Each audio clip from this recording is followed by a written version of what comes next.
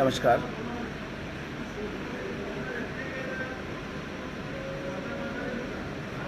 आज फिर एक बार शाम 5 बजे मैं आप लोगों से बात करने के लिए उपस्थित हुआ हूँ।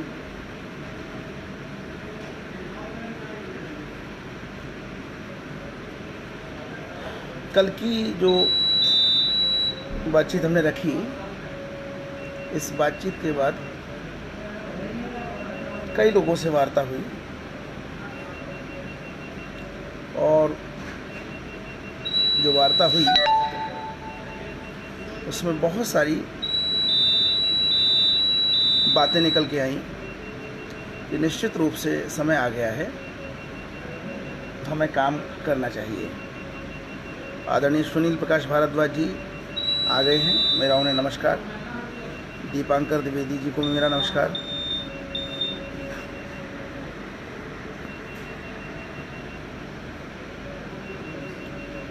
मैं बात करूंगा दिल्ली के एक युवा अध्यापक सिद्धार्थ शंकर की बात से, जिनसे मेरी कल बातचीत हुई, बृहद बातचीत हुई। हापुड़ से वीके गर्ग जी भी आ गए हैं, राहुल पाठक जी भी आ गए हैं, इन सबको मेरा नमस्कार। प्रारंभ में जो लोग मुझे नज़र आ जाते हैं तो मैं उनको नमस्कार करने की स्थिति में होता हूँ, लेकिन एक बार प्रारंभ होने के बाद मुझे अगर कोई नज़र नहीं आता है तो फिर मैं उसका नाम नहीं बोल पाता हूँ। मुझे बाद में वक्तव्य पूरा होने के बाद पता चलता है कि कौन कौन लोग उपस्थित थे। तो सच बात तो यह है कि जब आप लोग वेव करते हैं, जब आप लोग स्वागत करते हैं, तो मेरा उत्साहवर्धन होता है, क्योंकि जब तक मैं जो बात रख रहा हूँ उस बात पर अगर कोई सहमत नहीं हो पा रहा है तो मेरा बात रखना बेकार है, व्यर्थ है। तो मुझे अच्छा लगता है। एक प्लान पे हमें काम करना है। परसों मैंने एक हलाल सर्टिफिकेट के बारे में बात की। परसों निवेदन किया कि हलाल सर्टिफिकेट एक तरह से जजिया है और विभिन्न कंपनियां व्यवसाय के लालच में उस जजिया को स्वीकार कर रही हैं। ये एक कोई अच्छी चीज़ नहीं है। ये संवैधानिक जो हमारी व्यवस्था है, उस संवैधानिक व्यवस्था में एक असंवैधानिक व्यवस्था को उत्पन्न करने जैसा है। कविता बाना जी भी आ गई हैं, उनको भी मेरा नमस्कार है। तो जो मैं बात कह रहा था वो ये कि अगर इस तरह से हम जजिया देने लग जाएंगे तो पहले ही सनातन धर्म के मंदिरों में जो दान आता है उस दान का बहुलांश सरकार अपने कब्जे में करती है। बहुसंख्यक सनातन धर्मियों के धार्मिक संस्थानों को सरकार की तरफ से कोई सहायता नहीं दी जाती है।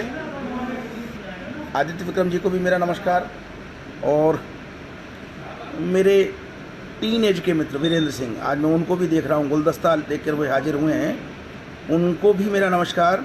और मैं जो 3-4 दिन पहले जो कहानी सुना रहा था झूठे बर्तन वाली, वो यही मेरे मित्र वीरेंद्र हैं, जो जब मैं 11वीं 12वीं में पढ़ता था तब से लगातार हमारी मित्रता चली आ रही है। हाँ, तो बड़ा अच्छा लगता है। कुछ लोग ऐसे हैं जो मैं जो कह रहा हूँ वो इस बात को जानते हैं कि मैं केवल कह नहीं रहा हूँ, अपितु मेरी कोशिश जीवन में उतारने की उन बातों को रहती है। मुझे राजकिशोर सिन्हा जी भी दिख रहे हैं, उनको भी मेरा नमस्कार। अनूप कुमार जी को मेरा नमस्कार। बहुत अच्छा लग रहा है। मेरी इच्छा भी थी कि आज वीरेंद्र जी साथ रहें, तो वीरेंद्र जी साथ हैं, बहुत अच्छा लग रहा है मुझे जो है। तो जो मैं कह रहा था कि पहले से ही सनातन धर्म के जो संस्थान हैं, उन सनातन धर्म के संस्थानों से बहुत बड़ा दान से आया हुआ धन, बहुत बड़ा धन सरकार पहले ही ले लेती है। और मज़े की बात यह है कि इन बहुसांस्कृतिक जो लोग हैं, हम बहुसंख्यक लोगों के धार्मिक स्थलों से प्राप्त धनराशि, हमें कुछ नहीं मिलता, लेकिन उस प्राप्त धनराशि का जो उपयोग किया जाता है वो उपयोग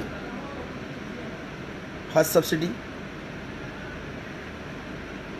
शमशानों की दीवार बनाने में, मस्जिदें बनाने में, और यहाँ तक कि मौलानाओं को, इमामों को वेतन देने तक में काम आ रही है। अब सरकार इमामों को वेतन दे, ग्रंथियों को वेतन दे, पादरियों को वेतन दे, या पुजारियों को वेतन दे, या भिक्षुओं को वेतन दे, या जैन मुनियों को वेतन दे, यह तो धर्मनिरपेक्षता नहीं है,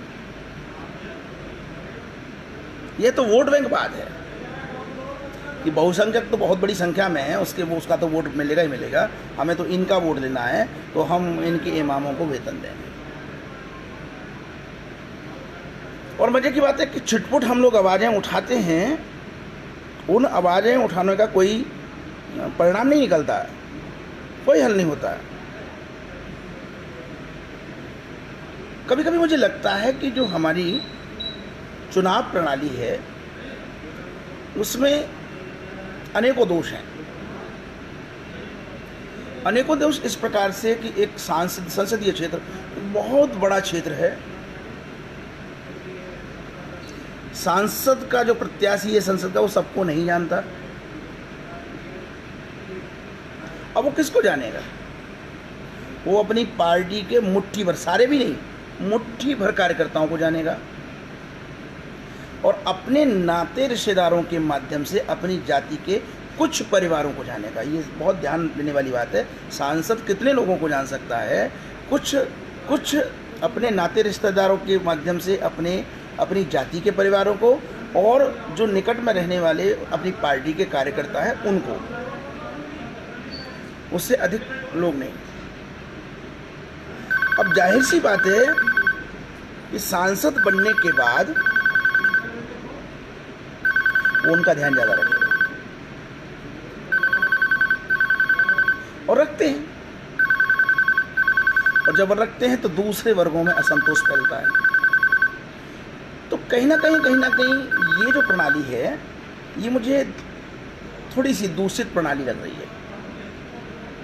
कारण ये कि यहाँ पे हमें छोड़ दीजिए, हमारी बात छोड़ दीजिए,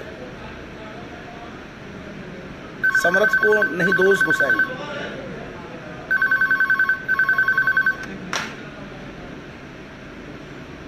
हमें छोड़ दीजिए, लेकिन जो वंचित वर्ग है, सच बात यह है कि उस वंचित वर्ग के बारे में सुनने की भी कोई इकाई नहीं है। जो ग्रामीण क्षेत्रों में, सुदूर ग्रामीण क्षेत्रों में जो वंचित वर्ग निवास कर रहा है, वो वंचित वर्ग कहाँ पे जाता है? आपकी जानकारी के लिए बता दूं, गांव में रहने वाला वंचित वर्ग, बहुत से मेरे मित्र जातिगत आधार पे जो वास्तविक तथ्य हैं समाज के, उनको नहीं समझता। थोड़ी देर के लिए मान लेते हैं कि समाजवादी पार्टी की राज्य सरकार है, तो गांव में जो समाजवादी पार्टी का जो भी तथाकथित नेता होगा वो सांसद नहीं है, हो सकता है वो प्रधान भी ना हो और विधायक भी ना हो। संभव ही नहीं है सारे लोग विधायक हो जाएं, सारे लोग प्रधान हो जाएं, सारे लोग जो क्षेत्र पंचायत होती है उसके सदस्य हो जाएं। सारे लोग नहीं होते, होता एक भी है। लेकिन जो गांव का वंचित व्यक्ति है, अगर कोई समस्या आएगी तो वो पहुंचेगा किसके पास? उस पार्टी के, राज्य में जिस पार्टी का शासन है उस पार्टी के प्रमुख, अपने गांव के प्रमुख कार्यकर्ता के पास, या कहिए नेताओं के एजेंट के पास। और ऐसे एजेंट महोदयों की जो रोजी रोटी है, गांव में तरह तरह की घटनाएं होती हैं, उन्हीं से उन्हीं से जाके जो है चलती है। और गांव वालों को काम कितना होता है? गांव वालों को काम ज़्यादा से ज़्यादा बीपीएल का कार्ड ज़्यादातर के बन चुके हैं। अगर 20 गरीबों के बनेंगे तो 5 प्रधान जी के जो जानने वाले हैं, खास लोग हैं, उनके भी बनेंगे, चाहे आर्थिक स्थिति उनकी कैसी भी हो। ज़्यादा से ज़्यादा बीपीएल कार्ड के माध्यम से जो अनाज आ रहा है, चीनी आ रही है, जो भी पीडीएस की सप्लाई आ रही है, वो मिल जाए। ज़्यादा से ज़्यादा कोई योजना आ रही है तो उसमें अनुदान मिल जाए, ज़्यादा से ज़्यादा बैंक में लोन मिल जाए, और ज़्यादा से ज़्यादा जो सबसे बड़ा काम है, कोई झगड़ा हो जाए तो थाने में थानेदार जी से सिफारिश हो जाए। और ऐसी सिफारिशें भी बड़ी मज़ेदार होती हैं। गांव के 2 गुट जुटे, पुलिस ने उनको उठाया, कोतवाली में बंद किया, जो भी उनका बंदी गृह होता है उसमें बंद करके रख दिया या बिठा लिया। उसके बाद उनके परिवारीजन एक्टिव हुए, राज्य सरकार से संबंधित जो एजेंट है गांव में उससे मिले, जाके उससे अन्य विनय की। वो एजेंट दोनों पार्टियों से अलग अलग मिलता है, थानेदार जी से बात करता है, थानेदार जी से कहता है कि दोनों को टाइट कर दो। आप समझ लीजिए, वही एजेंट थानेदार जी को कहता है दोनों को टाइट कर दो। थानेदार जी तो यही चाहते हैं कि दोनों को टाइट करें, कुछ मिले, और वो एजेंट महोदय दोनों पार्टियों से कहेंगे भाई मामला बहुत तगड़ा है, 20,000 लगेंगे। जेल भेज रहा है, थानेदार मान नहीं रहा है, एमएलए जी से फ़ोन कराऊंगा तब कोई बात बन पाएगी। और अंततः थोड़ा बहुत कम ज़्यादा दोनों पार्टियां वो एजेंट महोदय को धन पकड़ाती हैं। एजेंट महोदय उसमें से जितना भी कमीशन, जितने भी % अपना कमीशन है वो कमीशन काटते हैं और थानेदार जी की जेब में पहुंचा देते हैं। ये हमारी सामान्य प्रक्रिया है आज के जनजीवन की, और इसका किसी पार्टी से संबंध नहीं है। समाजवादी पार्टी की अगर सरकार है तो समाजवादी पार्टी का एजेंट सक्रिय रहेगा, बहुजन समाजवादी पार्टी की सरकार है तो बहुजन समाजवादी पार्टी का एजेंट सक्रिय रहेगा। कांग्रेस तो अब फिलहाल सत्ता में है ही नहीं, वर्तमान में भाजपा की सरकार है तो भाजपा के एजेंट भी सक्रिय रहेंगे। ये हमारा चरित्र बन गया है। तो अब जो आम आदमी है, आम वोटर है, वो सारी पार्टियों को ये इसी एक एंगल से देखता है कि सब एक ही थैली के चट्टे बट्टे हैं। होना ये चाहिए कि राष्ट्रवादी लोगों का शासन आया तो स्थितियों में सुधार आना चाहिए, लोगों में राष्ट्रवादिता आनी चाहिए, और राष्ट्रवादिता आने के बाद जो राष्ट्र विरोधी शक्तियां हैं उनका पतन होना चाहिए, उनका क्षरण होना चाहिए। होता ठीक उल्टा है। राष्ट्रवादियों की सरकार आते ही जो राष्ट्र को नुकसान पहुंचाने वाली शक्तियां हैं, राष्ट्र की शत्रु शक्तियां हैं, वो और फलती फूलती हैं। उनको बहुत आसानी होती है, क्योंकि एक वो नैरेटिव बहुत आसानी से गढ़ लेते हैं कि देखो देख लो, जो सपा वाले कर रहे थे वो भी यही कर रहे थे, जो बसपा वाले कर रहे थे वो भी यही कर रहे थे, और अब ये बीजेपी आ गई है तो ये कौन सी दूध की धुली है, ये भी तो यही कर रही है। और बस यहीं से उन लोगों का जो नैरेटिव है वो स्थायी आधार पकड़ना शुरू होता है, और कुछ ही साल बीतते देखते देखते कहानी क्या हो जाती है। एक रिमार्क आया है, आजकल एजेंट पार्टी बदल लेते हैं। ये भी बहुत सही बात है। जो एजेंटी करने में बहुत कुशल है, थाने की एजेंटी थाने की एजेंटी है, और कोई एजेंटी नहीं है। थाने की एजेंटी और पंचायत सेक्रेटरी से संबंधित काम है वो तो प्रधान जी डील करते हैं, और वो प्रधान चाहे किसी भी पार्टी का हो और सरकार में कोई भी शासन हो, तो पंचायत से संबंधित जितना भी काम है वो तो प्रधान जी के हाथ में है। प्रधान जी के 2-4 सेवक होते हैं, वो अपना डील करते रहते हैं। लेकिन थाने की एजेंटी जो करने में माहिर होते हैं वो लोग बहुत चतुर होते हैं। वो इतने चतुर होते हैं कि अगर समाजवादी पार्टी का शासन है और ये मतगणना शुरू हुई और मतगणना में दिखने लगा कि बहुजन समाजवादी पार्टी आगे निकल रही है, तो रिजल्ट पूरी तरह से नहीं आएंगे। उससे पहले ही गालियां देते हुए कहने शुरू, हम तो पहले ही कह रहे थे, मान के ही नहीं दे रहे थे सुसरे, हम तो पहले ही कह रहे थे कि गिरेगी पार्टी, जो जीत ही नहीं सकती जो है, इसीलिए हम तो भैया चुनाव से पहले ही चुपचाप इधर आ गए थे, चुनाव से पहले ही इधर आ गए थे। और जब चुनाव का निर्णय आता है तो वो तो कह चुके ना, हम तो पहले ही आ गए थे, मुंह से ही तो कहना है कि हम तो चुनाव से पहले ही इधर आ गए थे, और जब परिणाम आता है तो वो इधर आ चुके होते हैं। अब एजेंटी तो थाने की करनी है ना, थानेदार तो वही है, तुरंत तो बदल नहीं जाएगा, उनकी एजेंटी बरकरार चलती रहती है। और जब एजेंटी बरकरार, अब क्योंकि अब उनका पार्टी का झंडा बदल गया है, उनको किसी पार्टी की सदस्यता ग्रहण करने के लिए कहीं नहीं जाना, केवल मुंह से बोलना है कि हम तो चुनाव से पहले ही इधर आ गए थे, हमें तो पता था, क्योंकि उन्हें तो थानेदार से काम निकालना।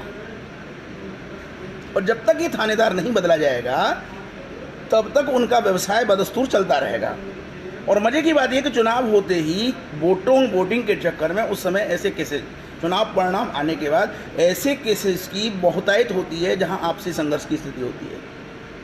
तो वो जो एजेंट पहले काम कर रहा था, सत्ता बदलने के बाद भी गिरगिट की तरह रंग बदल के अब भी उसी थानेदार के माध्यम से एजेंटी का काम कर रहा होता है।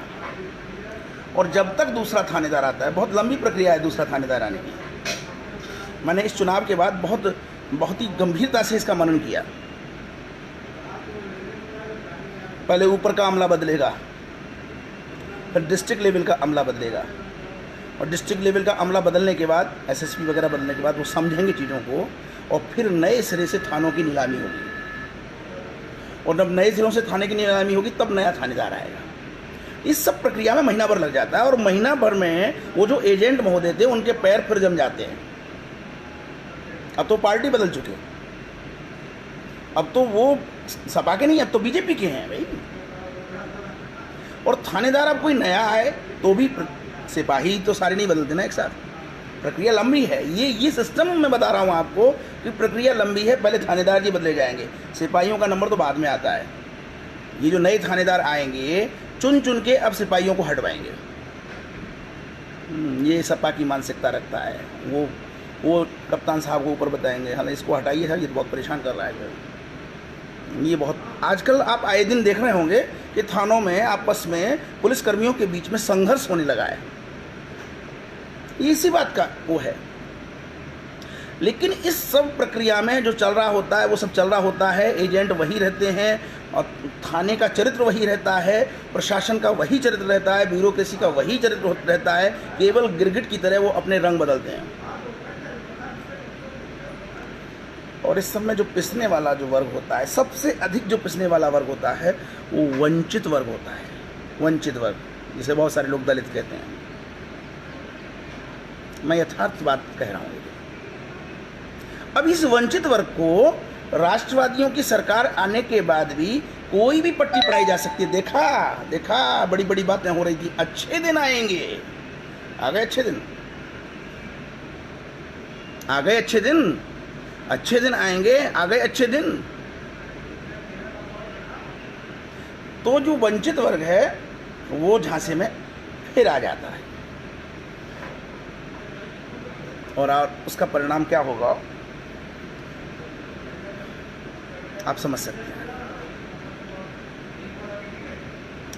तो जो हमारी सनातन संस्कृति है, उस संस्कृति के कितने संकट हैं, इन्हें समझने की आवश्यकता है। ये संकट केवल वैचारिक नहीं है, ये संकट केवल सामाजिक नहीं है, इन संकटों में राजनीतिक दखलंदाजी भी पर्याप्त है। और जो राजनीतिक रूप से जो ऊपर का टैंक होता है उसके अपने लक्ष्य होते हैं। जैसे नरेंद्र मोदी का जो लक्ष्य है वो स्पष्ट रूप से सबको दिख रहा है, राष्ट्र का उत्थान सबको दिख रहा है। मैं टेलीविज़न पे देख रहा था कि एक कांग्रेस के संत हैं, संत भी अब कई कैटेगरी के होते हैं, ये भाजपा के संत हैं, ये कांग्रेस के संत हैं। तो एक कांग्रेस के संत हैं आचार्य प्रमोद कृष्णन।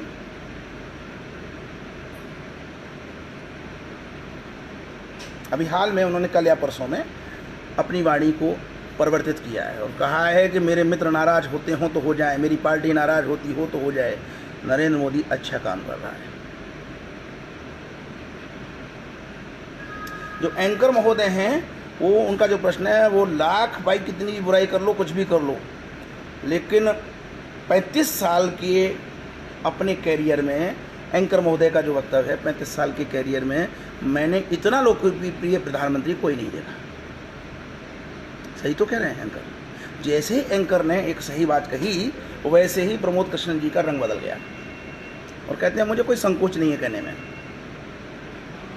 निश्चित रूप से नरेंद्र मोदी अच्छे प्रधानमंत्री हैं, यहाँ तक तो ठीक है। अब देखिए, समझिए, एक आम आदमी है, वंचित वर्ग है, उसके दिन, उसका समय लगभग उसी तरह से चल रहा है जैसे पहले चलता था। एक एजेंसी लिए हुए, कामकाज की एजेंसी लिए हुए लाइजन का काम करने वाले लोग हैं, उनका काम भी वैसे ही चल रहा है। बस उनको केवल जो है अपना चुनाव का रिजल्ट आते समय अपना चरित्र और अपना रंग बदलना होता है केवल।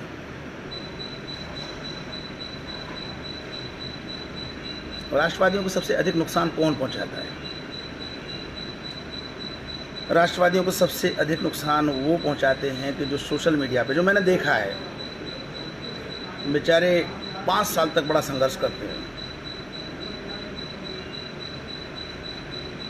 समाजवादी पार्टी ये, समाजवादी पार्टी वो, फलाना वो, ठिकाना वो, और चुनाव परिणाम आने के बाद फिर उनको जो नई सत्ता आई, उस नई सत्ता के कर्णधार और उनके एजेंट घास तक नहीं डालते। अब वो सत्ता विरोधी होंगे, जो घोषित रूप में कार्यकर्ता हैं पार्टी के, लेकिन उनको कोई पूछ नहीं रहा, कोई पद नहीं मिल रहा, कोई प्रतिष्ठा नहीं मिल रही, कोई पुरस्कार नहीं मिल रहा, तो ऐसे लोग भी विरोधी हो जाएंगे, वो भी राष्ट्रवाद की चूल्हे हिलाने में जुट जाएंगे। तो एक तरफ तो जो राष्ट्र विरोधी कृत्य कर रहे हैं उनके लिए पर्याप्त सक्रिय भूमि मिल गई वंचितों के बीच में, दूसरी तरफ जो लगातार सत्ता परिवर्तन के लिए संघर्ष कर रहे थे, बौद्धिक संघर्ष कर रहे थे, अब उनको घास नहीं डाली जा रही है, तो वो भी उसी काम में जुट गए।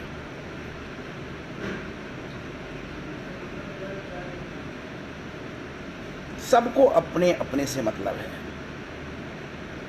और इस सारी प्रक्रिया में राष्ट्र कहीं किनारे हो रहा है। राष्ट्र का जो बहुसंख्यक बौद्धिक वर्ग है, तथाकथित बौद्धिक वर्ग है, उसको केवल अपने पद, प्रतिष्ठा और पुरस्कार की आवश्यकता है। तो वैचारिक क्रांति, राष्ट्रवाद की आधार भूमि को कौन तैयार करेगा, ये यक्ष प्रश्न है। इसीलिए मैंने बार बार कहा है कि दलित शब्द नहीं, वंचित शब्द कहिए, और इस वंचित शब्द में सारे निर्धन, सारे गरीब जुड़ जाते हैं।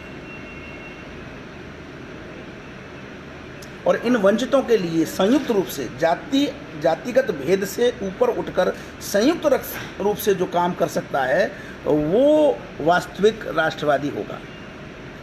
और इस राष्ट्रवादी को पद, प्रतिष्ठा और पुरस्कार से अलग हटना पड़ेगा। इस राष्ट्रवादी को सबसे पहले कोई अपेक्षा नहीं होनी चाहिए कि मैं साहब जो है मैं फलानी एकेडमी का मेंबर बन जाऊं, मैं ये हो जाऊं, मैं वो हो जाऊं। अगर इस तरह की अपेक्षाएं हम रखेंगे तो हम कहीं ना कहीं राष्ट्र को धोखा दे रहे हैं। हमें तो अपने लक्ष्य पे चलना है कि जो हमारी सनातन संस्कृति है उसके प्रति जितना वैमनस्यता का भाव फैलाया जा रहा है, उस वैमनस्यता के भाव को धीरे धीरे न्यूनतम स्तर पर लाना होगा। मुझे मोहन भागवत जी की बातें बहुत अच्छी लगती हैं। इसलिए अच्छी लगती हैं कि जब वो कहते हैं कि जो असली काम करने का है वो सामाजिक समरसता का है। हम लोगों को समूह बना के जो ये वंचित वर्ग है इसके बीच में कार्य करना चाहिए। और ये कार्य कई प्रकार से हो सकता है। देखिए,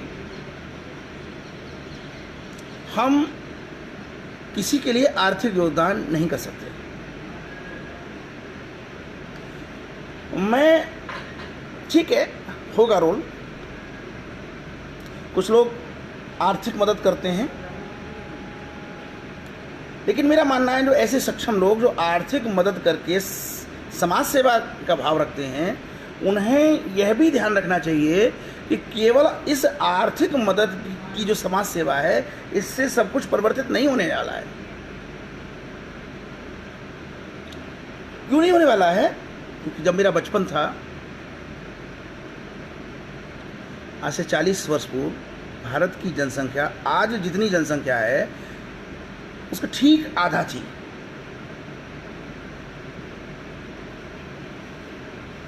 आज जितने एरिया में हमें 200 आदमी दिखाई दे रहे हैं, उतने एरिया में उस समय 100 आदमी दिखाई देते थे।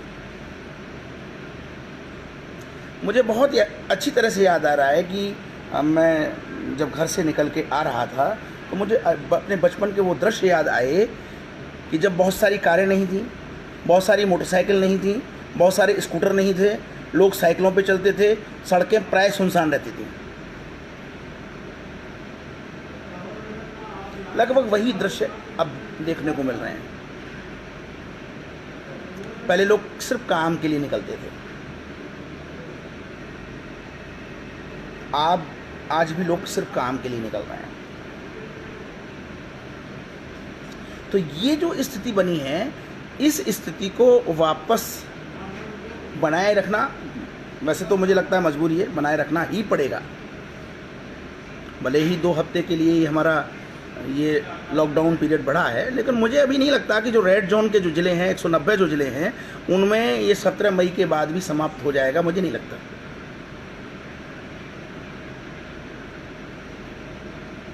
मेरा स्पष्ट अनुमान है कि महाराष्ट्र और पश्चिम बंगाल अभी आंकड़ों को और बढ़ाएंगे। छद्म धर्मनिरपेक्षता की जो कीमत है, जो मूल्य है, इन्हें चुकाना पड़ेगा। कोई कितना भी चीज़ों को छुपाना चाहे, चीज़ें छुप नहीं सकती। अब जो दृश्य हैं, वो दृश्य आपको रेड जोन के जो एरिया बन रहे हैं, उन रेड जोन के एरिया से आपको कल्पना करनी पड़ेगी कि स्थिति क्या है। उदाहरण के लिए, पूरी दिल्ली 11 ज़िले हैं, पूरी की पूरी दिल्ली रेड जोन है। दिल्ली के आसपास के जितने भी ज़िले हैं, चाहे वो हरियाणा के हों, चाहे वो उत्तर प्रदेश के हों, रेड जोन में हैं।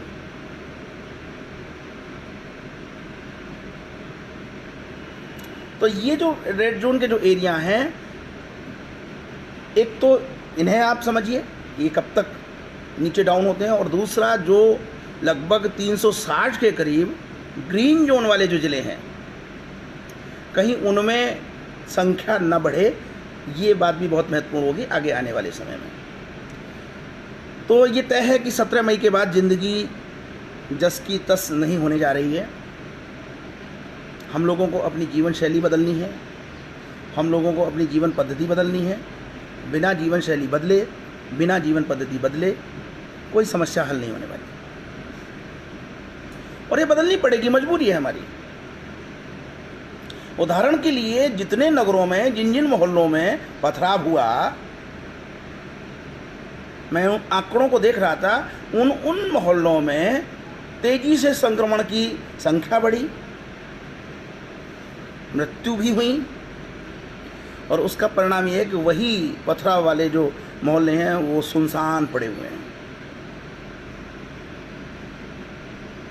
कहने का मतलब है, चाहे ओवैसी हों, चाहे राहुल गांधी हों, चाहे मस्जिद में बैठा हुआ कोई कठमुल्ला हो या कोई छुटभैया नेता हो, वो कितना भी भड़का ले, जो यथार्थ है, यथार्थ को स्वीकार करना सबकी मजबूरी हो गया है।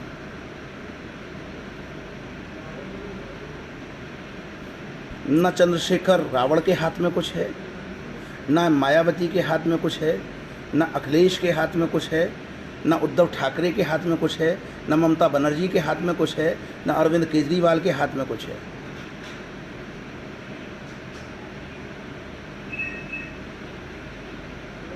पहली बार भारत की संपूर्ण अर्थव्यवस्था, संपूर्ण सामाजिक व्यवस्था, संपूर्ण राजनीतिक व्यवस्था चिकित्सकों के सुझावों के आधार पर बनाई जा रही है।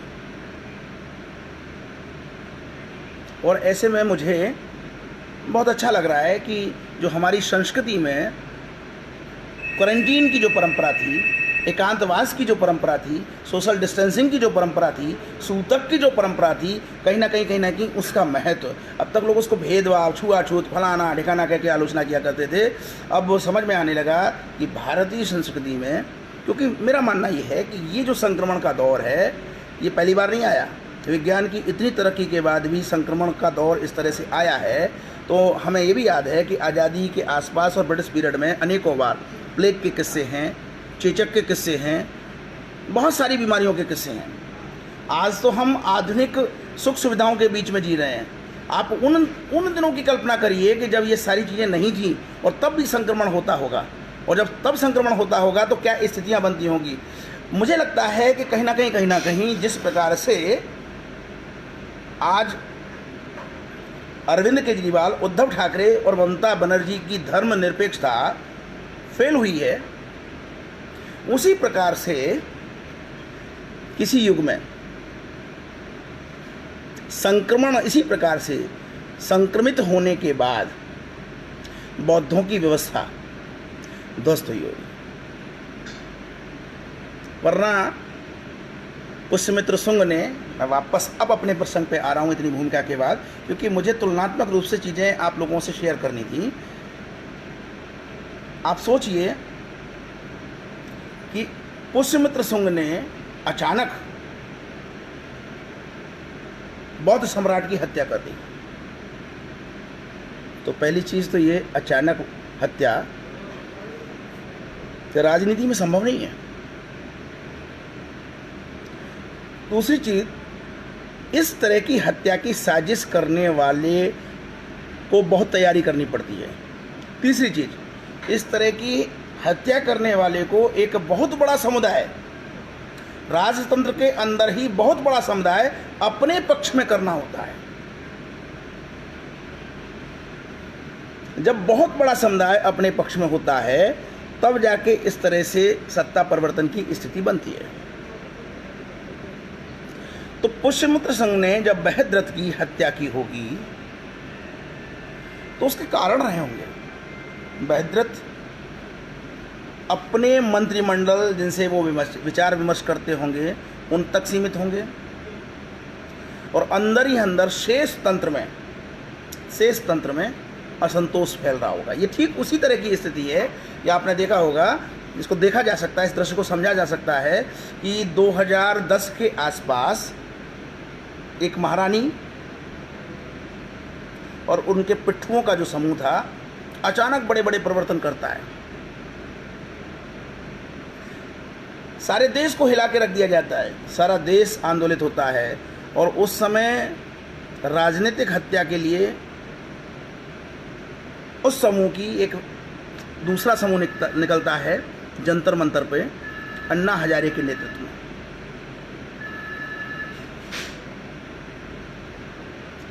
वर्तमान दिल्ली के मुख्यमंत्री उसमें साथ थे, और बहुत सारे अच्छे अच्छे नाम साथ थे, और पूरा का पूरा समुदाय पूरे देश को झंझोड़ के रख देता है।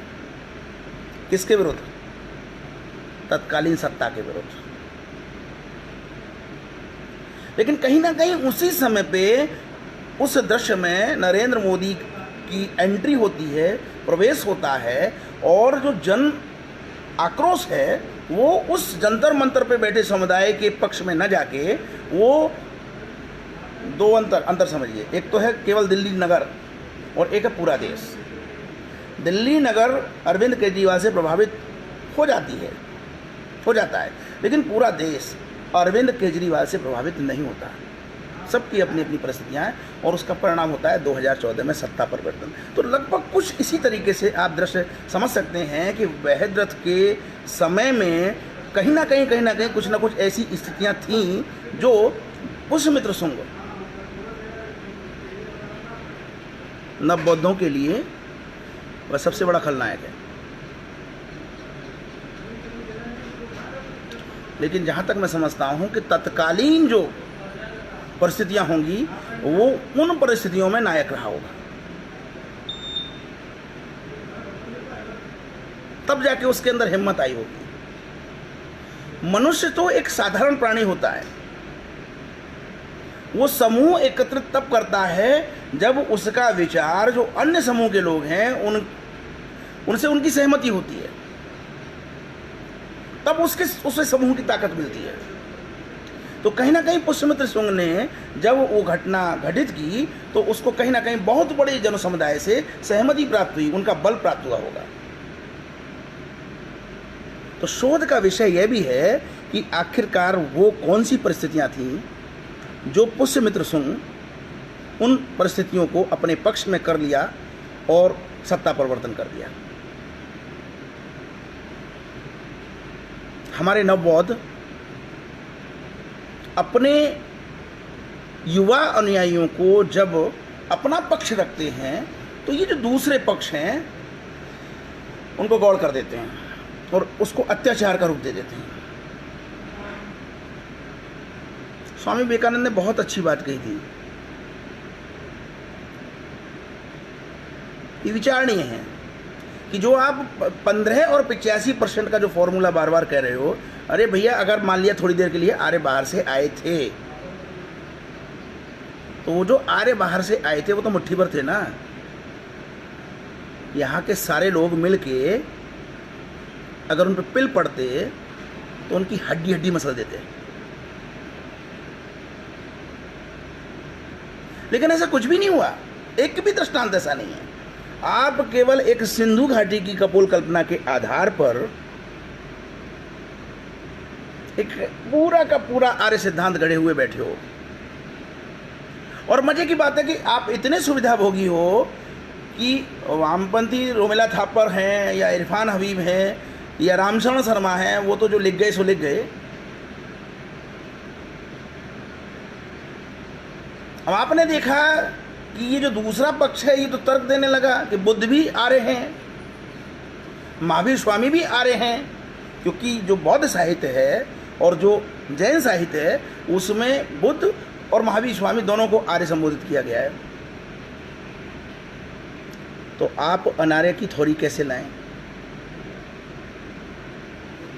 और मजे की बात यह है कि बौद्ध साहित्य में और जैन साहित्य में अनार्य शब्द का कहीं प्रयोग नहीं किया गया। आर्य शब्द का प्रयोग है अपने लिए, लेकिन अनार्य शब्द का प्रयोग कहीं नहीं हुआ है। तो जब देखा कि ये थ्योरी कहीं उल्टी न पड़ जाए तो नई थ्योरी, जो मैंने कल आपके सामने पुस्तक रखी थी, एक नई थ्योरी डेवलप हुई और तब जाके समझ में आने लगा कि ये जो मूल निवासी, अनार्य के स्थान पे जो मूल निवासी का जो कंसेप्ट पिछले कुछ दिनों से चल रहा है, इसके पीछे क्या कहानी है। अब थ्योरी उल्टी है। थ्योरी उल्टी है कि आर्य नहीं, यूरेशियन डीएनए के ब्राह्मण यहाँ आए, यूरेशियन डीएनए के ब्राह्मण यहाँ आए, या यूरेशियन डीएनए के यहाँ लोग आए जो अपने आप को ब्राह्मण समझने लगे। कैसे भी कह लीजिए, कान इधर से पकड़ लीजिए, इधर से पकड़ लीजिए। यूरेशियन डीएनए के जो लोग आए अपने आप को ब्राह्मण समझने लगे, अपने आप को ब्राह्मण कहने लगे। उन ब्राह्मणों ने सेल्यूकस द्वारा अपनी पुत्री के चंद्रगुप्त से विवाह के पश्चात भारत में कूटनीतिक प्रवेश पा लिया और उसके बाद धीरे धीरे अपनी स्थिति मजबूत कर, अरे भाई साहब कितनी स्थिति मजबूत करेंगे, फिर भी संख्या में बहुत कम रहेंगे। और अगर वो जनता को अपने पक्ष में कर रहे थे तो जनता उनके पक्ष में हो कैसे रही थी। वर्ण व्यवस्था के अंतर्गत जनता उनके पक्ष में हो कैसी रही थी, वो तो अपने आप को उच्च साबित कर रहे थे, बाकी सब तो नीचे थे। तो ये जो बहुसंख्यक नीचे वाले लोग थे उनसे प्रभावित, इतना प्रभावित कैसे हो गए कि पुष्यमित्र शुंग जैसे व्यक्ति को सत्ता परिवर्तन का मौका मिल गया। इन प्रश्नों के भी आपको जवाब देने होंगे। आपने कहा इसका नाम नहीं है, उसका नाम नहीं है, पुस्तक में साहब किसी का भी नाम नहीं है। तो मैंने मैंने कहा ना कि जब हम किसी पुस्तक पर कार्य करेंगे तो उसके जो दूसरे तत्कालीन जो दूसरे साक्ष्य हैं उन पे भी हमें दृष्टि डालनी पड़ेगी। ऐसा ही एक साक्ष्य है जैन धर्म का इतिहास। असीम कुमार राय एक IAS ऑफिसर रहे हैं, ये उनकी लिखी हुई अंग्रेजी में पुस्तक थी, और इस असीम कुमार राय की ये जो पुस्तक है अब ये हिंदी में उपलब्ध है। और इस हिंदी की पुस्तक को एक जैन IAS सुधींद्र गेमावत ने हिंदी में अनुवाद किया है, और ये पुस्तक नवोदय प्रकाशन जयपुर से प्रकाशित हुई है। मैंने इस पुस्तक पे नज़र डाली तो बड़ा आश्चर्य हुआ। इस बात को इस पुस्तक में बार बार रेखांकित किया है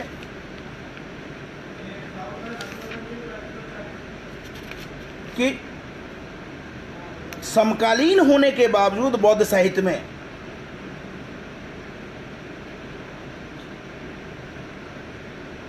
महावीर स्वामी का नाम न तो महावीर स्वामी के रूप में और ना ही उनके मूल नाम वर्धमान के रूप में कहीं भी अंकित किया है,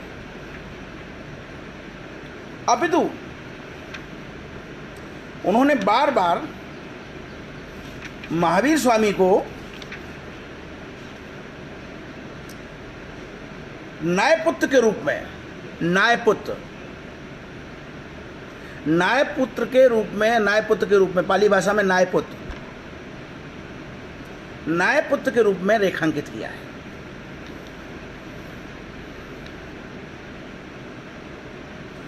कभी कभी तो संदेह यह भी होता है कि ये न्यायपुत्र वास्तव में महावीर स्वामी थे भी अथवा नहीं थे।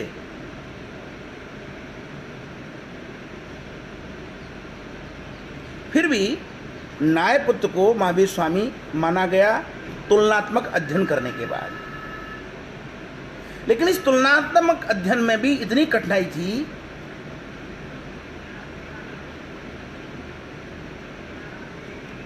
कि बिंबिसार और अजातशत्रु नाम के जो दो राजा, राजगृह के, पटना के नहीं, पाटलिपुत्र के नहीं, राजगृह के, मगध की राजधानी उस समय राजगृह में थी, और राजगृह के दो राजाओं के नाम, बिंदुसार और उनका पुत्र अजातशत्रु, समकालीन महावीर स्वामी के द्वारा जैन ग्रंथों में ये दोनों नाम नहीं है। ना बिंबिसार का नाम है और ना अजातशत्रु का नाम है, अपितु दो दूसरे नाम है, श्रेणिक और कुणिक। जैन ग्रंथों में राजगृह के शासकों के जो नाम है, महावीर स्वामी के समकालीन शासकों के नाम हैं, वो हैं श्रेणिक और कुणिक। अब आप इसी से कल्पना कर लीजिए कि दो समकालीन धर्म परंपराएं चल रही हैं, उनके साहित्य में ही नामों में इतना अंतर आ गया। मैंने कल रेखांकित भी किया था कि वो तो उस युग को तो छोड़ दीजिए, हम आज भी अगर दक्षिण की तरफ यात्रा करें तो हमारे सामने ये समस्या आ जाती है। तो उस समय पे दो संप्रदाय, अलग अलग संप्रदाय अपना काम कर रहे हैं, और उन दोनों संप्रदायों में राजाओं के नाम भी अलग अलग हैं। मुझे लगता है कि ये जो बौद्ध संप्रदाय थे, ये कहीं ना कहीं अपने संप्रदाय के हिसाब से राजाओं को उपाधियां देते थे। बौद्ध गए तो राजा का नाम तो कुछ भी होगा, लेकिन एक को उपाधि दे दी बिंबिसार, दूसरे को उपाधि दे दी अजातशत्रु। आप अजातशत्रु हैं, आप बिंबिसार हैं। जब जैन समुदाय के लोग गए तो उन्होंने दूसरी उपाधि दे दी, आप श्रेणिक हैं, आप कुणिक हैं दोनों वही लोग, पिता पुत्र, लेकिन दोनों के ग्रंथों में दो अलग अलग नाम हैं। दरअसल में गौतम बुद्ध के निर्वाण से लगभग 30 वर्ष पूर्व पावापुरी में न्यायपुत्र के निधन का जिक्र आता है बौद्ध ग्रंथों में। पावापुरी में निगंठ, अब समझ लीजिए जैन धर्म का नाम वहाँ पे नहीं है, निगंठ शब्द का नाम है। निगंठों के नायपुत्र का निधन पावापुरी में ये बुद्ध के निर्वाण से 30 वर्ष पूर्व होता है, ये जैन बौद्ध ग्रंथों में वर्णन है। तो उस समय पे जो नायपुत्र हैं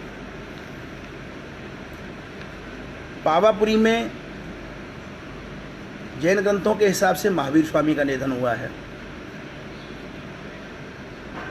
सम्मत हैं क्योंकि दोनों के संप्रदाय अलग अलग हैं, मेल नहीं खा रहे हैं, राजाओं के नाम मेल नहीं खा रहे हैं। स्थान बस एक मिलता है पावापुरी, जो साम्य रखता है। स्थान साम्य रखता है राजगृह, मगध की राजधानी। स्थान साम्य है, लेकिन व्यक्तियों की जो संज्ञाएं हैं वो अलग अलग हैं। दरअसल में बाद में जब अजातशत्रु के पुत्र का नाम जिक्र आता है, तो ये जो अजातशत्रु का जो पुत्र है उसके नाम में उदय शब्द सम्मिलित है। और संयोग से जैन धर्मों में जो वर्णन है वहाँ पे भी कुणिक के पुत्र के नाम में उदय शब्द सम्मिलित है। इस उदय शब्द से ही तार्किक दृष्टि से यह माना गया कि बौद्ध ग्रंथों में जो निगंठ शाखा के नायपुत्र हैं, जिनका पावापुरी में बुद्ध से 30 वर्ष पहले निधन होता है, वही महावीर स्वामी हैं। मुझे बड़ी प्रसन्नता होती है कि जैन धर्म के लोग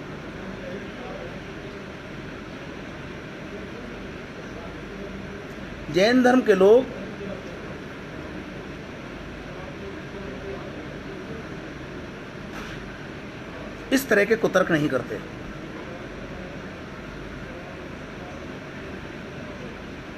जिस तरह का कुतर्क बौद्ध धर्म के लोगों ने किए हैं।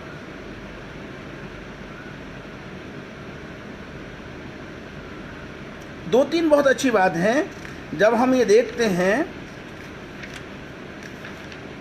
कि जैन धर्म में बाकायदा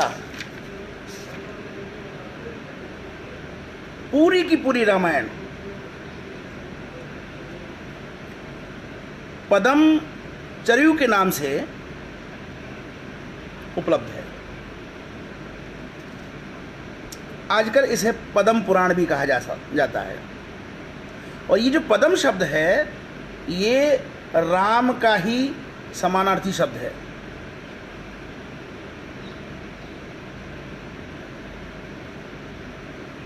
जैन आचार्य जिन्हें संस्कृत के आचार्य पाणिनि के समतुल्य माना गया है, प्राकृत भाषा के व्याकरणाचार्य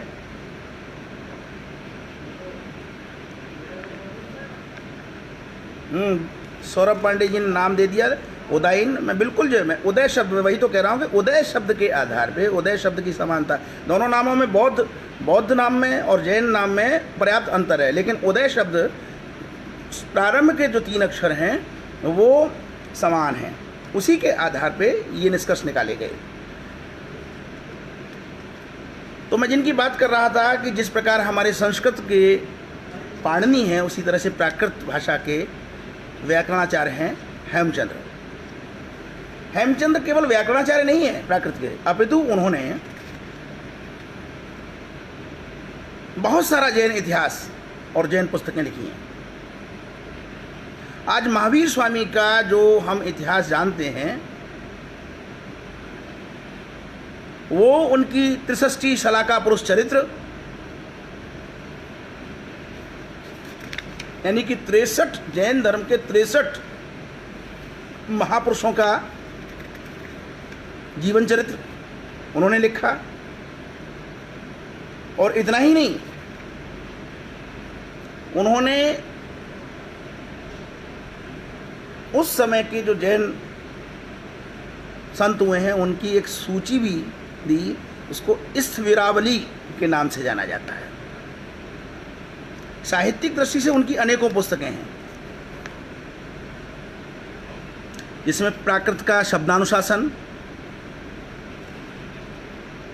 और बहुत सारी चीज़ें हैं। अब मैं आपकी जानकारी के लिए बता दूं, मैं कल जिस कौटिल्य की बात कर रहा था, जिस चाणक्य की बात कर रहा था, उस चाणक्य का जिक्र, पहला जिक्र इन्हीं जैन ग्रंथों में आता है। कल जो पुस्तक थी वो कह रही थी कि दूती ब्राह्मणों ने, जो शब्द थे इतने अशोभनीय शब्द थे कि दूती ब्राह्मणों ने कौटिल्य का, चाणक्य का काल्पनिक चरित्र गढ़ लिया।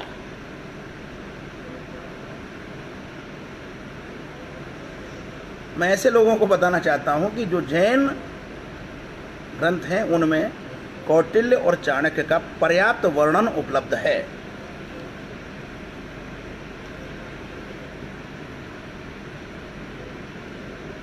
अब ये तो वही वाली बात हुई कि हम, हमारी पुस्तकों में जो है हम तो वही मानेंगे।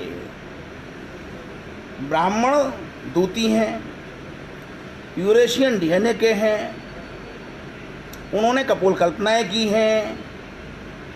तो जैनों के बारे में क्या विचार है? जैनों के बारे में क्या विचार है भाई?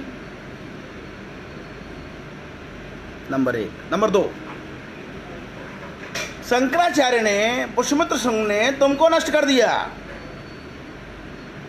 जैन तो नष्ट नहीं हुए। जैनों ने तो नहीं कहा कि हमको नष्ट कर दिया,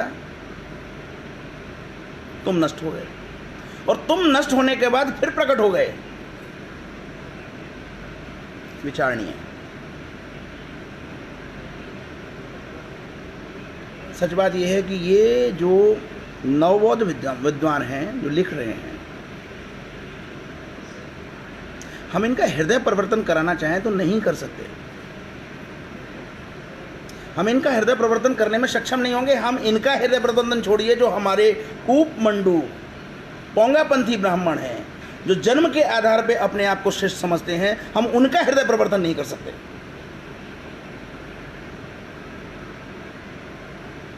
आज ही एक प्रसंग हुआ है, कल से एक प्रसंग चल रहा है हमारे एक समूह में।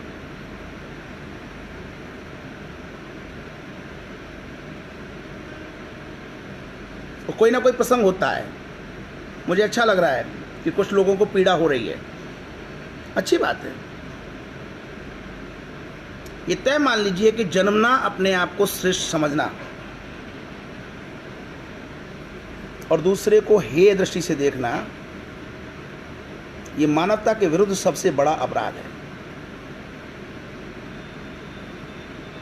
सनातन संस्कृति में ब्राह्मण के घर में उत्पन्न होने का मतलब है, उसका यह कर्तव्य है कि वो ज्ञानार्जन करे और न केवल स्वयं, सबसे पहले तो स्वयं को चलना पड़ेगा, अपने इर्द गिर्द जितना भी मानव समाज है उसको सत्य के रास्ते पे चलने के लिए प्रेरित करे। अगर ब्राह्मण परिवार में जन्म लेने के बाद केवल और केवल अहंकार की भाषा अगर वो समझता है तो वो द्रोणाचार्य हो सकता है, वो रावण हो सकता है, लेकिन चाणक्य और वशिष्ठ बिल्कुल नहीं।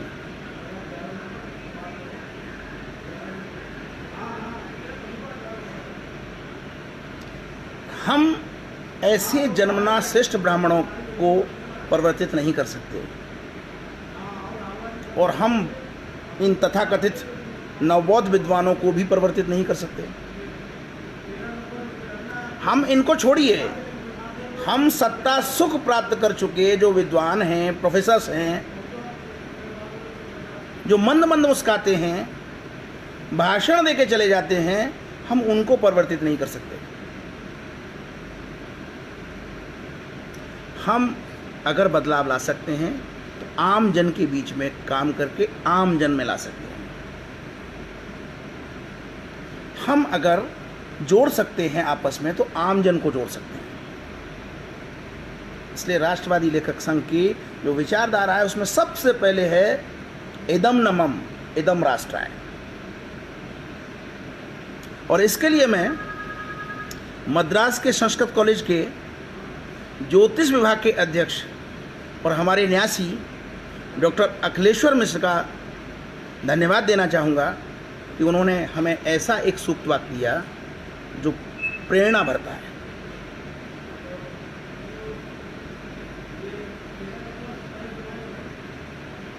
मैंने केवल इशारा किया है कि कल जो पुस्तक थी 500 पेज की, जो विश्व मन का काम कर रही है हमारे वंचित समुदाय के युवाओं में, उस 500 पेज की पुस्तक की धज्जियां हम उड़ा सकते हैं।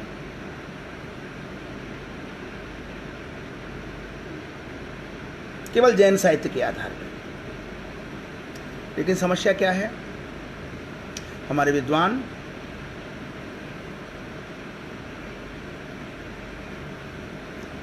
बहुत ही एकाकी और एकांगी सोच के हो गए हैं।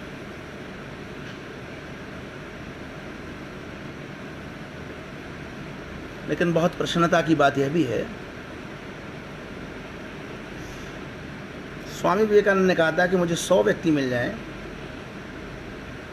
तो मैं देश बदल दूंगा। मैं इस बात को पुनः दोहराना चाहूँगा कि इदम न मम, इदम राष्ट्राय भावना के अगर 100 व्यक्ति एकजुट हो जाए, केवल 100 व्यक्ति एकजुट हो जाए, आज भी देश बदला जा सकता है। समय लगेगा, कठिन परिश्रम करना होगा, लेकिन आज भी देश बदला जा सकता है। कुछ मित्रों की सलाह है कि बहुत लंबा ना करें, कल 1.25 घंटा हो गया था, लेकिन कल का प्रसंग ही ऐसा था।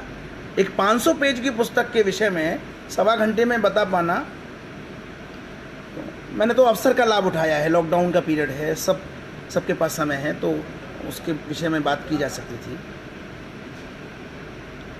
मैं स्वयं ये विचार कर रहा हूँ कि आधा से पौना घंटे के बीच में ही सारी बात हमारी हो जाए तो पर्याप्त है। प्रतिदिन मेरी कोशिश ये है कि मैं हर बार एक नया विषय लेके आऊँ, इसलिए मैं जो मेरे दिमाग में दूसरे विषय चल रहे होते हैं मैं छोड़ देता हूँ। जैसे आज मैंने इस जैन धर्म के इतिहास पे ही केंद्रित अपने आप को किया।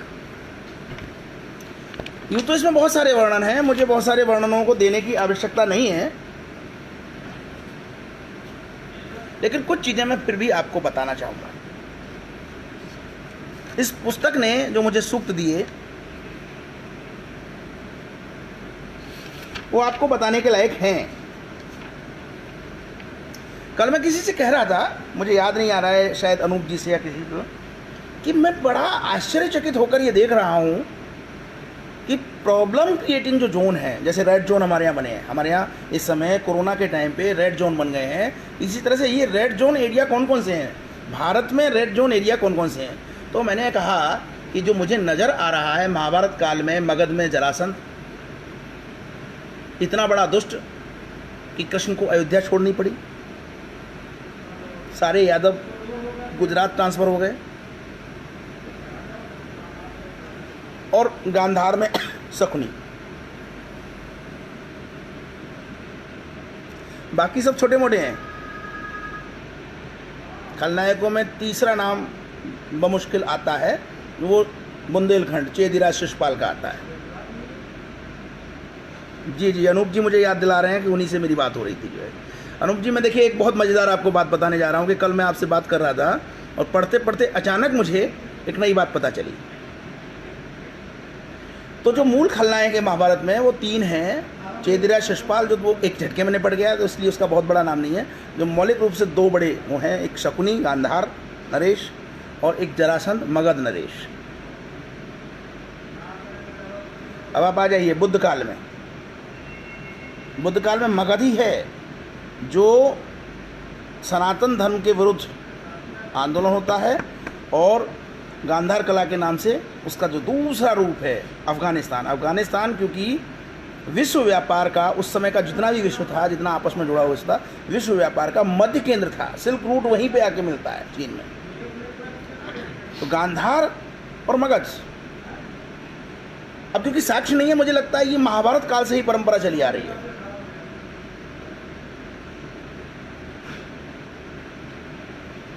उसके बाद जब हम तीसरे नंबर पे मध्यकाल में आते हैं तो अफगानिस्तान सबसे पहले इस्लामिक होता है, बिना बहुत ज़्यादा संघर्ष किए हुए, बिना बहुत ज़्यादा युद्ध किए हुए पता ही नहीं चलता कि अफ़गानिस्तान कब इस्लामिक हो गया।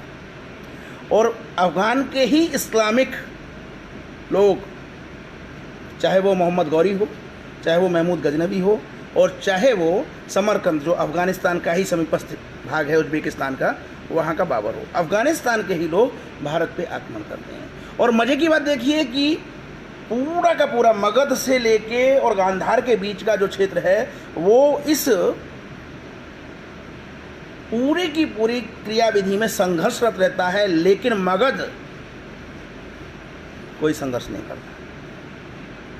जिस तरह से गांधार सहजता से इस्लामिक हो जाता है, मगध की अधिकांश बहुसंख्यक जनता भी इस्लामिक हो जाती है। और अब आधुनिक युग में भी अफ़गानिस्तान के चर्चे आप सुनते ही होंगे तालिबानियों के माध्यम से। तो दूसरी तरफ मगध क्या रोल अदा करता है ये आपसे छुपा नहीं होगा। सबसे पहले माई का फॉर्मूला देने वाला मगध है। राजकिशोर सिन्हा जी हैं ऑनलाइन, मुझे नहीं पता कि कहीं ये बात उनको मेरी विपरीत ना लगे, लेकिन थोड़ा सा विचार करने की आवश्यकता है। क्योंकि कल इस जैन पुस्तक में एक रेफरेंस मुझे मिला और उस रेफरेंस में लिखा हुआ है कि अथर्ववेद के 22वें अध्याय के 12वें श्लोक में एक श्राप है, गांधार, मुंजावंत, अंक और मगधों को हम बुखार भेजते हैं जैसा कि किसी व्यक्ति को कोष भिजवाया जा रहा हो। क्योंकि ये लोग वैदिक धर्म को नहीं मानते, अपितु ईश्वर विरोधी हैं, ये व्रात्य कहलाते हैं।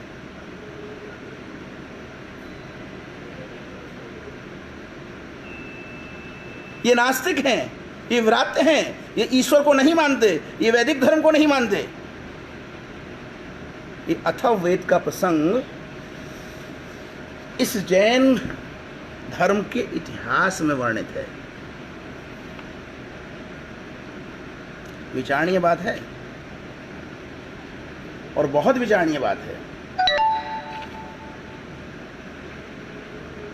एक और प्रसंग इसमें लिखा हुआ था,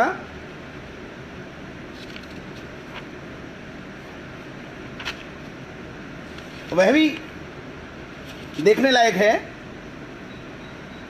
कि हमारे देश में नास्तिकों की एक लंबी परंपरा रही है।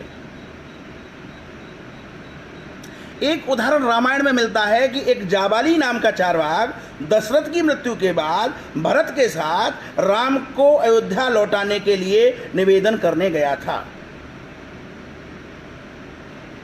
और उस जाबाली ने राम से कहा कि मृत पिता के वचनों का मान रखने के लिए वनवास के कष्टों को झेलना मूर्खता है।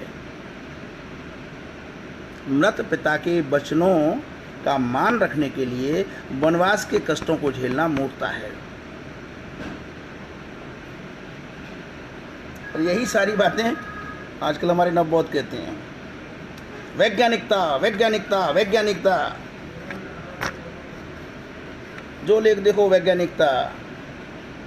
मनुष्य को विचारवान होना चाहिए, बुद्धि से कार्य लेना चाहिए। कितने वैज्ञानिक पैदा कर दिए आपने अपने यहाँ पे। आप अपने अनुयायी समुदाय को शिक्षित तक तो कर नहीं सकते, दूसरों पे आक्षेप लगाते हैं कि उन्होंने शिक्षित नहीं होने दिया। इतने इतने विश्वविद्यालय आपके थे, इतने इतने राजवंशों का प्रश्रय आपको था और आप शिक्षित नहीं कर पाए। अरे शिक्षा तो वो चीज़ है कि पिता के माध्यम से पुत्र तक अपने आप पहुंच जाती है। आप एक बार समुदाय को शिक्षित तो करते, शिक्षा परंपरा में चली आती।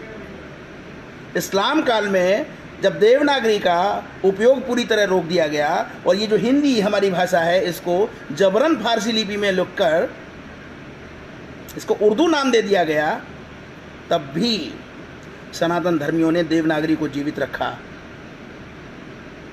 तब भी सनातन धर्मियों ने न केवल देवनागरी को जीवित रखा, अपितु अवसर आते ही देवनागरी को आगे बढ़ा दिया। अरे और तो और, आप किस प्रकार की वैज्ञानिकता की बात करते हो। 1945 में द्वितीय विश्व युद्ध के बाद जब इजराइल का गठन हुआ और ये तय किया गया कि विश्व के सारे यहूदियों का यह देश होगा, उस समय दूर दूर तक बिखरे हुए यहूदी, कोई जर्मन बोलता था, कोई स्पेनिश बोलता था, कोई फ्रेंच बोलता था, कोई इंग्लिश बोलता था, कोई इटालियन बोलता था। उन यहूदियों की कोई भाषा ही नहीं थी। और जब उनकी कोई भाषा नहीं थी तो एक यक्ष प्रश्न उनके सामने आया कि इजराइल की भाषा क्या होगी।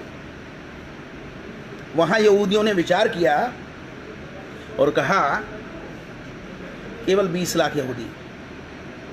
उन्होंने कहा कि हमारे धर्म ग्रंथों की हिब्रू भाषा ही हमारी भाषा होगी। मजे की बात देखिए कि उस समय 1945 में हिब्रू भाषा बोलने वाला एक भी व्यक्ति पृथ्वी पर जीवित नहीं था।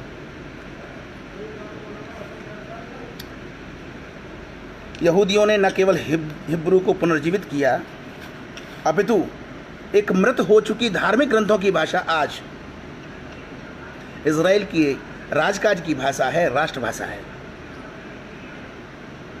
और वहां बिना अंग्रेजी के उपयोग के, चाहे वो कंप्यूटर के कार्य हों, चाहे वो एकेडमिक कार्य हों, सारे कार्य हिब्रू में हो जाते हैं। और मूर्खो, तुम बार बार एक ही राग अलापते हो कि हमको पढ़ने नहीं दिया, हमको पढ़ने नहीं दिया, हमको पढ़ने नहीं दिया, हमको पढ़ने नहीं दिया। क्या पढ़ना चाहते थे भाई?